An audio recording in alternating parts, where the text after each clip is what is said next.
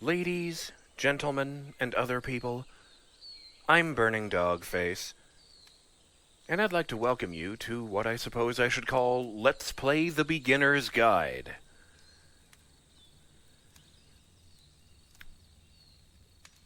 Before I break into my usual spiel, I'd just like to say that, my hand is, just about healed, but I wanted to do this before I went back to Prince of Persia. This game came out in 2015, and it's a narrative experience, what some people disparagingly call a walking simulator, that was made by the same gentleman responsible for the Stanley Parable. And that's all I'm going to say about it at this point. They say the game only takes about an hour and a half, so I thought I would take a look at it before I returned to Persia, and just see what happens. Before I begin, I'd like to mention that this is going to be a blind LP. When I did my frame rate and audio testing, I didn't even make it past the opening monologue, because I didn't want to spoil anything for myself.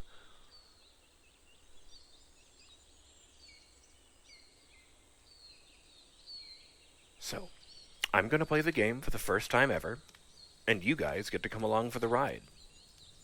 Here's hoping we all enjoy ourselves. I would also like to make a very special shout-out to my good friend Ronan Drake, who gifted me this game during my recovery, in case I wanted to fill the space with something that actually had a story, unlike Baba Is You.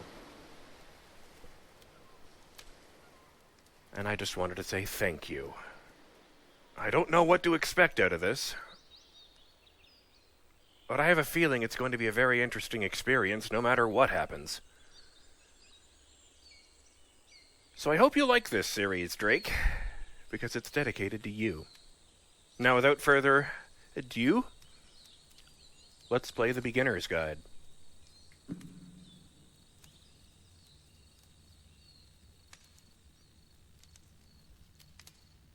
I feel like that goes without saying, but okay.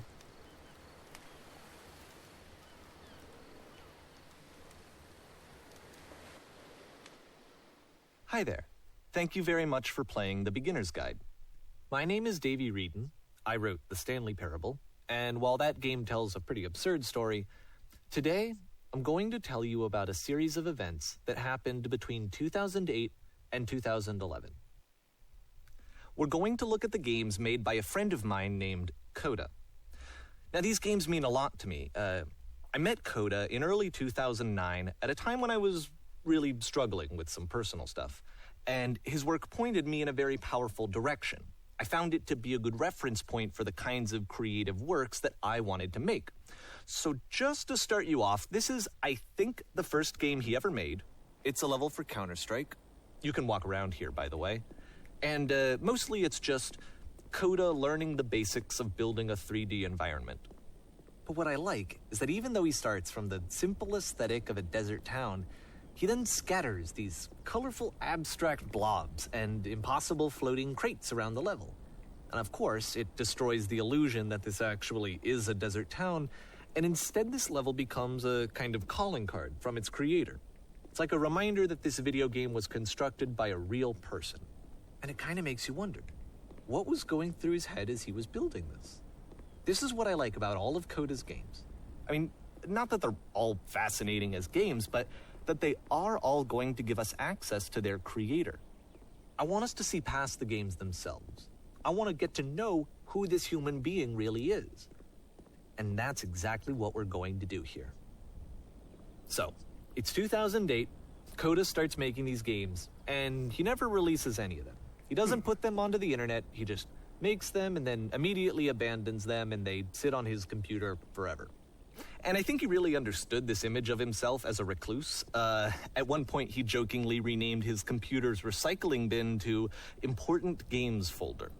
So, you know, this was just how he worked. He tended to crank them out one after the other without even really pausing to try to understand what he had just made, until suddenly one day, he just stopped.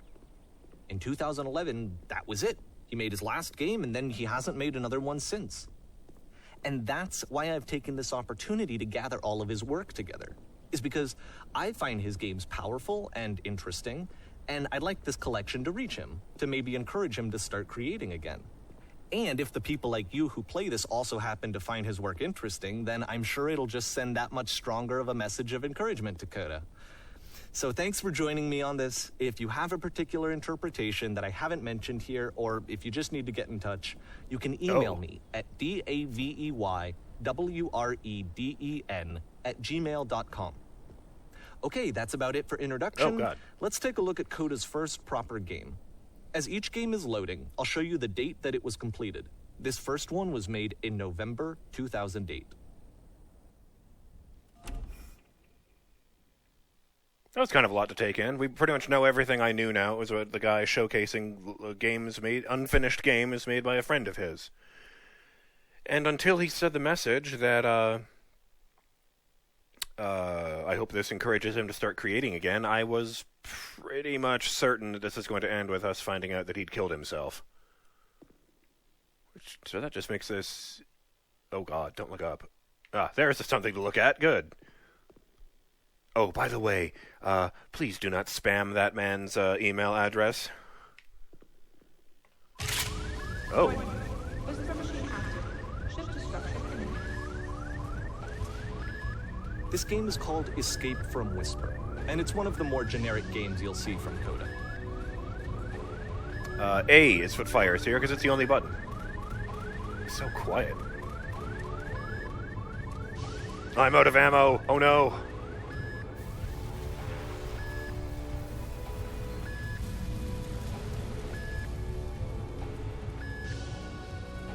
I can't tell if any of this is real or not either. This might be just him making up these levels himself to make a point.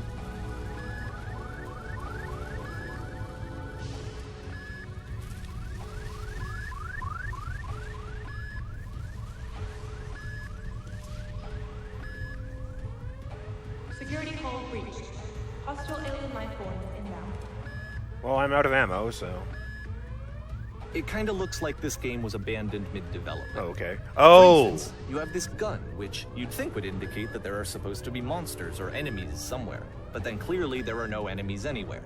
You can't even reload the gun when you run out of bullets. But ultimately we don't really know. Maybe Kodo thought that actually it was complete the way that it is. And I think that we should talk about his games for what they are, rather than for what they're not. Enemy force neutralized. Begin ship evacuation. Yeah, because I was just going to say, because all these doors opened up right after she said enemy forces inbound or whatever. So what am I supposed to be... I love how you can see the bottom of the universe from this room.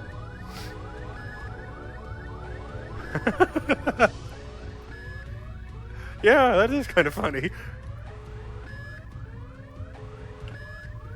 I don't know if this is a metaphor for something, and this is the way the game is supposed to be. I don't know what it is. Oh, this door. No, this door is only painted on.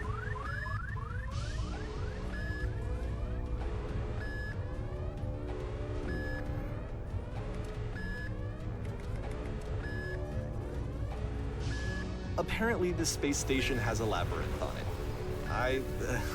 Sure, I don't know. There's really no reason for it that I've ever been able to discern, so in the interest of time, I'm just gonna skip you on past it. Oh. Thank you!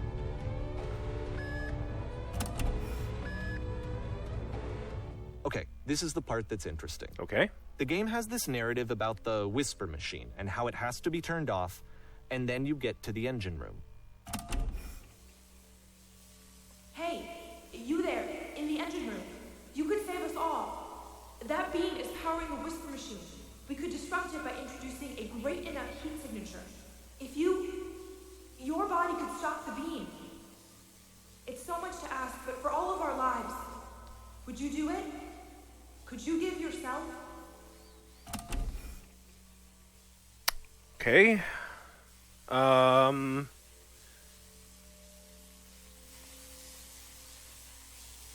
I don't really have anything profound to say about this. Star Trek is better than Star Wars! This is not a branching point, unfortunately. The only option... Let me pause here for a second. What you just experienced, stepping into the beam and then dying, is probably what Kodo had initially intended when he was developing this level. But when he first compiles and plays it, something goes wrong. There's a bug somewhere. And this is what happens instead.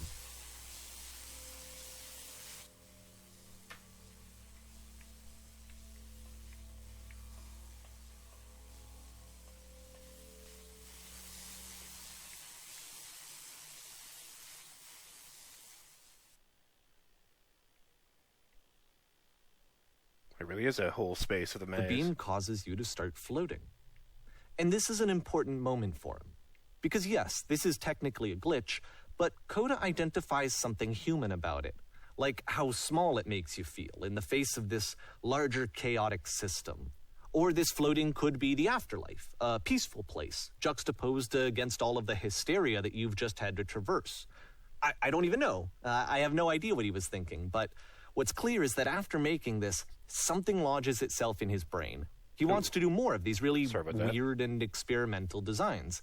So he stops work on this and moves on to a stream of tiny little games that go in all sorts of directions. I can pause it whenever and without interrupting the thing. I discovered that during the intro monologue. I think I might have interrupted the feed there for a second. Just a moment. Or maybe everything is fine.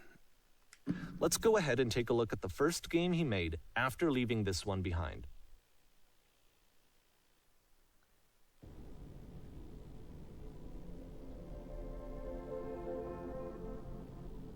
Well, this very much feels... Oh, can't move. Can't move. Yep. In this game, you can only walk backwards. Ah, well.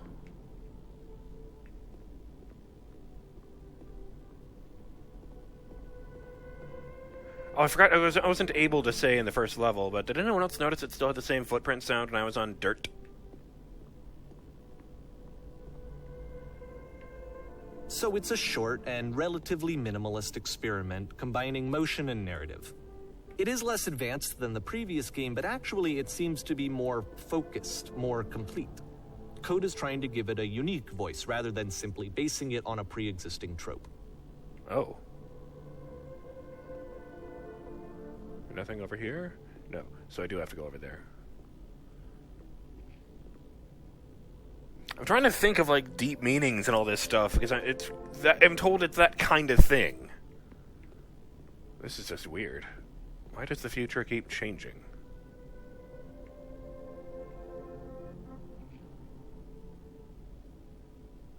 Huh. Actually, that seems like a metaphor. Everyone can see the past and, what's behind them in perfect clarity, but no one has any idea where they're going in the future. Not really.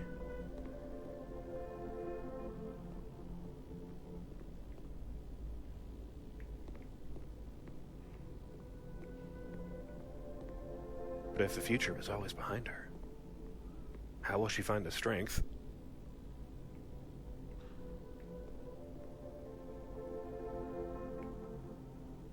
to confront it?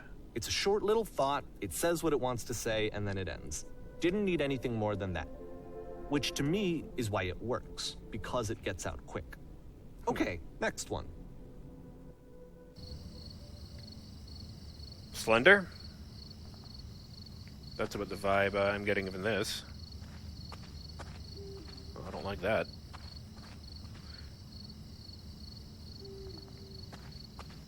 Uh-huh. Spooky woods. I can barely move left and right in this one. Oh. And that's it. Okay, the meaning of this game won't be clear just yet. Please be patient with me for a few more games, and I promise you'll see what makes it interesting. You are now entering? Okay.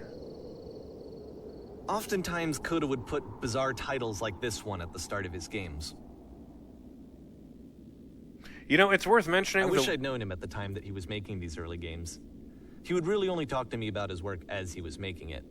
Once he stopped work on a game, that was it. It was dead to him. And I don't agree with that at all, but what are you gonna do?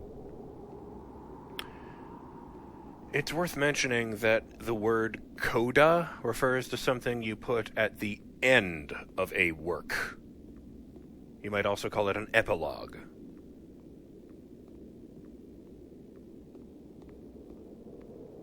I know it's tempting, but there's actually nothing over here.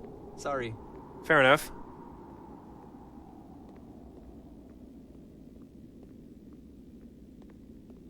I'm pretty sure Kodo is also the name of one of the bears from Brother Bear, but it was spelled with a K.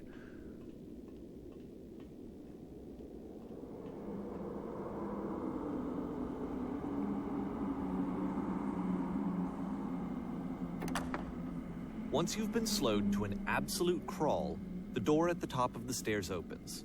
So why, if Koda's not showing these games to anyone, why bother opening the door at all? Well, to show you, I'm modifying the game here so that when you press the use key on your gamepad, it'll bring you back up to full speed so you can enter the door for yourself. Thank you.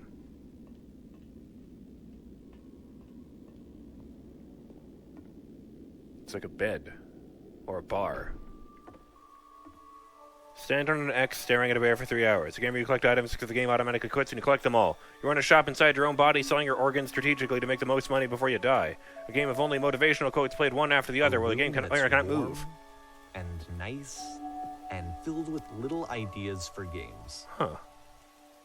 I see you to surrender. Sharks are trying to eat you. Simultaneously, you are trying to eat the sharks. You construct a wall. The wall is destroyed. You are given a Kodo medal. would often tell me that he didn't mind if people thought of him as cold or distant. He said that he knew that he was actually a vibrant and compassionate person, but that it takes time to really see that. It can be a very slow climb to get there. Oh, I like that. I like that a lot. You are a gate. Play as a pair of floating eyes emitting footstep noises. I feel it's like a reference.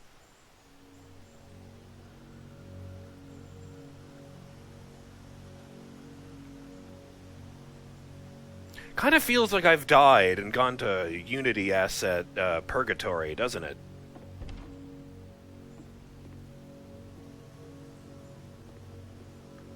Hello, Davey? You gonna provide a little context? Seems to be the point, isn't it? The context. What was the line from Star Trek Discovery? Universal law is for lackeys. Context is for kings.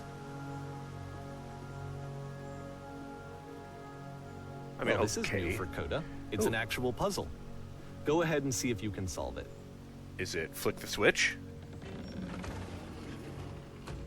I did it! Let's hear it from me. Oh, I can just fuck off into the mist. Okay. That did not work.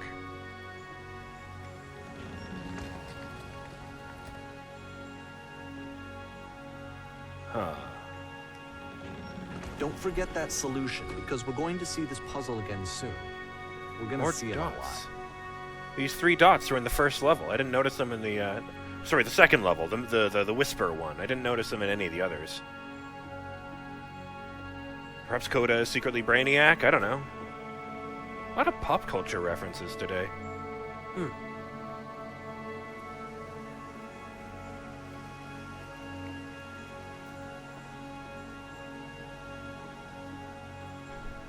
A lot of spinning, so that too. Seems to be it, right? You walk down a corridor, you solve a puzzle, you get to the end. Simple enough. Alright, now I'm going to modify the game again, so that when you press the use key on your gamepad, it'll remove all of the walls from this room. Ooh, bracing self, and press. Whoa!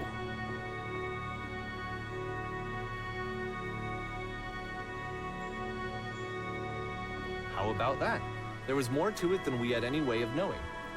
I actually find it funny that this game comes after the Stairs game, since they essentially convey the opposite idea.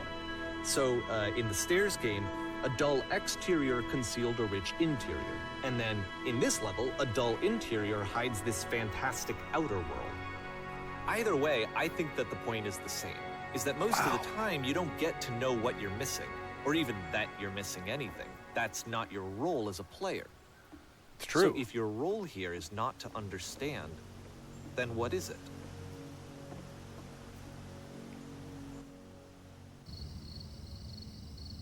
Back here again. Can't go that way. You are now exiting. Aha. So, this, combined with the entering game from earlier, tells us that Kodo believes his games are connected somehow. It could even be that the stairs game and the puzzle game are literally connected in between this and the entering game. There's a bigger picture that all of his games are meant to play a role in, some larger meaning that we won't be able to grasp until we've seen all of them. And once we have, we can step back and start to understand what exactly that bigger picture is. I don't know what to make of that.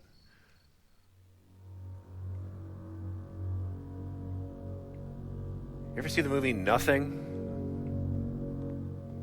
Immediately reminded of that, speaking of pop culture references. Let's talk about video game development for a second. Wait a minute. Every video game runs on what's called an engine, which determines what the game can and cannot do. So in other words, the engine is a set of tools for game development.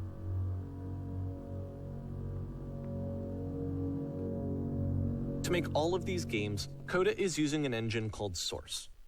Like all engines, Source has certain things that it does well, and it has certain things that it does poorly. One of the things that it does very well is boxy linear corridors. That's why so many of Kodo's games are set in these large, flat, empty rooms, is just because he's working with what the engine does well. I know all this text stuff is really simplistically designed right here. The tools available to the creator shape what kinds of creative work they're going to end up making. You might... Sorry. But I wanted to finish this up before I lost it. Source is also the engine that runs Half-Life 2, both Left 4 Dead games, both Portal games, and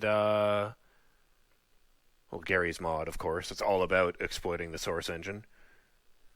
But yeah, it's capable of a lot more than this. I'm just saying. I don't work for Valve or anything. Consider paying attention to the architecture in Kodo's games to notice how they seem to stem from an engine that's very good at producing linear, boxy corridors.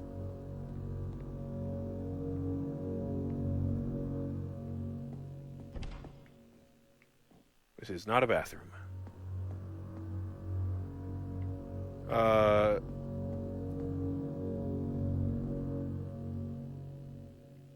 There's the timer, and since I guess I'm just going to keep going, then I don't need to push forward for anything. I'm BurningDogFace, and